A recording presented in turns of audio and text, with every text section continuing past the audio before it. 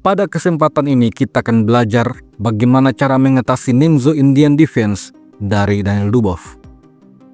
Lawan Dubov ketika bermain di kejuaraan dunia Rapid 2024 salah satunya adalah Grandmaster asal Azerbaijan Muhammad Muradli. Dubov memulai dengan D4, dijawab kuda F6. Pendekatan hipermodern mengontrol petak pusat dengan perwira. Setelah C4, Muradli mendorong E6, mempersiapkan gajah petak gelap untuk keluar. Di posisi ini, Dubov biasanya mendorong G3 atau mengembangkan kuda ke petak F3, membawa permainan menuju pembukaan Katalan. Namun di posisi ini, Dubov mengembangkan kuda C3, mengizinkan hitam bermain Nimzo Indian Defense. Nimzo Indian Defense dikenal sebagai pertahanan yang paling berbahaya bagi putih jika bermain dengan D4. Dubov selanjutnya mendorong E3, mempersiapkan gajah petak terang, hitam rokade. Setelah gajah D3, D5, tekanan pada pion C4. Dubov langsung mengusir gajah dan tentu saja gajah ditukar dengan kuda, pion makan gajah.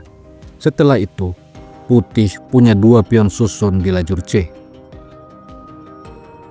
Muhammad Muradli tentu saja tidak mengambil pion. Di posisi ini, dia mendorong C6, memperkuat pion-pionnya. Dibalas dengan A4, lalu B6. Setelah itu, gajah A3 menyerang benteng. Lalu benteng menyingkir ke petak E8, selanjutnya kuda F3. Kemudian, gajah ke petak A6 menyerang pion, dibalas dengan kuda E5.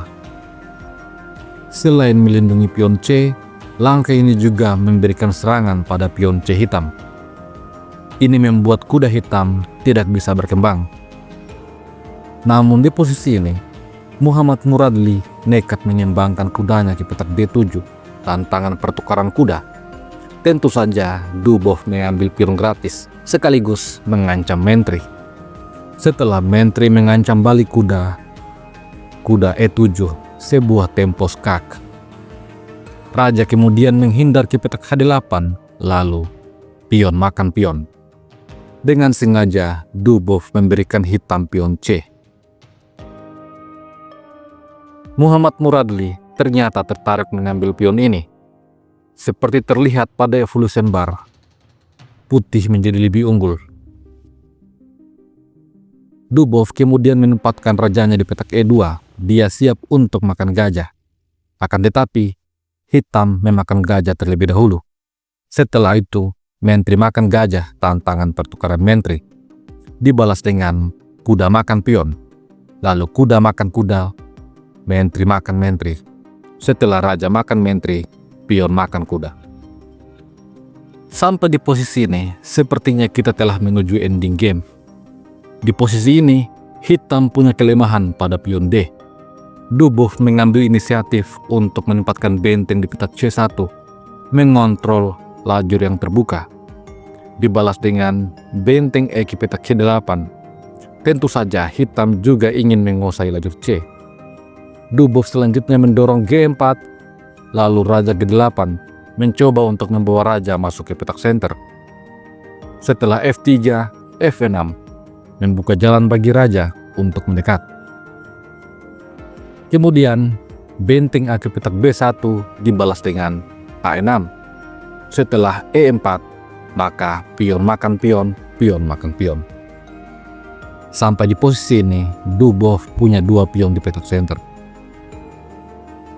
Muhammad Muradli mencoba untuk membawa rajanya aktif ke petak F7, lalu gajah ke petak D6. Di posisi ini, jika raja hitam coba untuk mendekati gajah, maka gajah akan ke petak C7. Selain menekan pion, benteng juga bisa masuk ke petak C6. Muhammad Muradli memilih raja mundur ke petak E8. Setelah itu, D5. Dibalas raja D8, lalu raja D4. Selanjutnya terjadi pertukaran benteng, benteng makan benteng, dan Dubov akhirnya menguasai lajur C. Muhammad Muradli kemudian menempatkan bentengnya di petak A7, dan di posisi ini Dubov mendorong G5. Tujuannya yaitu untuk merusak struktur pion dan juga membuka ruang agar pion E bisa didorong. Muhammad Muradli tidak makan pion. Dia menempatkan bentengnya di petak B7. Setelah itu, pion makan pion, pion makan pion. Daniel Dubov berhasil membuat struktur pion hitam mengalami kerusakan. Selanjutnya, Dubov mendorong H4. Dijawab H5, lalu benteng F1. Kemudian pion B5 dimainkan. Muhammad Muradli ingin menciptakan pion bebas. Di posisi ini, Dubov memakan pion. Langkah yang tidak tepat menurut engine, karena setelah pion makan pion, maka hitam punya pion bebas. Kemudian benteng F5 mengancam pion H, dibalas B4. Setelah itu, Dubov mengambil pion. Ancaman untuk mendapatkan perwira. Jika ancaman ini tidak diindahkan seperti mendorong B3 misalnya, maka benteng H8, skak. Kuda harus menutup skak. Setelah itu, benteng makan kuda, skak kembali terjadi. Setelah raja ke petak D7, benteng F7, skak, dan raja harus mundur. Benteng makan benteng, raja makan benteng. Setelah itu, gajah ke petak A3. Pion bebas hitam menjadi terjaga dan pion bebas putih akan bebas untuk menuju petak promosi. Olehnya itu, Muhammad Muradli menempatkan raja di petak E8.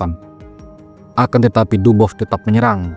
Benteng H8 skak, setelah raja F7, benteng H7 kembali skak, dan raja ke petak G6. Ini langsung dibalas dengan benteng E7, mempining kuda. Kemudian Muhammad Muradli mendorong pion bebasnya. Dubov tidak panik. Gajah mundur ke petak A3, mencoba untuk menghentikan pion. Di posisi ini, Muradli menyerang gajah.